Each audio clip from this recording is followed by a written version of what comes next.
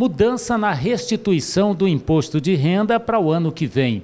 Mas não é uma mudança tão substancial, mas é uma mudança muito interessante para os professores. Atenção, professores, eu estou aqui com o auditor fiscal, Emerson Boritza, que vai explicar que mudança foi essa e a quem beneficia. Qual é essa mudança que foi sancionada nesta quinta-feira pelo presidente Michel Temer, Boritza? Então, a mudança ela diz respeito à prioridade na restituição do imposto de renda. Até agora, a única prioridade que tinha, até por conta do Estatuto do Idoso, era os idosos, as pessoas acima de 60 anos, tinham prioridade de receber a restituição do imposto de renda.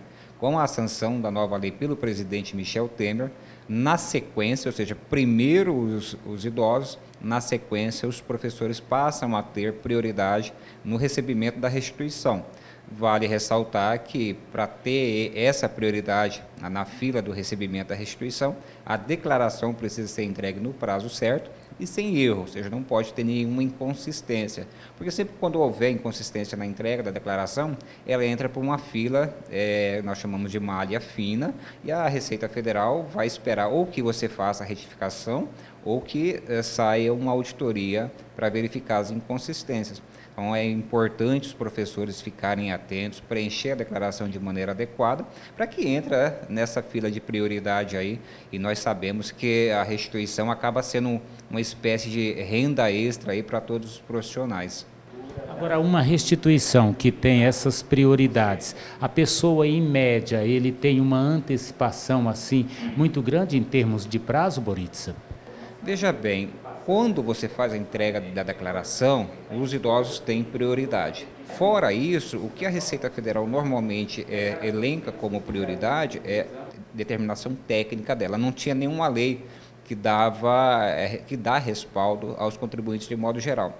Basicamente, são valores mais baixos, são declarações sem inconsistências e a fila de entrega. Então, se a gente entrega a declaração logo no início do período de entrega, a gente tem prioridade. Com esta nova regra, o que acontece? Vamos imaginar que o professor deixa para entregar a declaração dele ali no final do mês de abril, normalmente é o último dia útil do mês de abril que encerra o prazo para a entrega da declaração. Vamos imaginar que o professor deixou para fazer essa entrega exatamente no último dia do período permitido pela Receita Federal.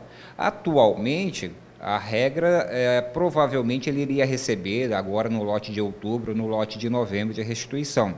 Com a nova regra, isso muda. Independente do professor ter entregue ou não essa declaração no último dia, ele entra na fila de prioridade prevista pela lei. Ou seja, a Receita Federal é obrigada a colocar ele primeiro de que outros contribuintes normais.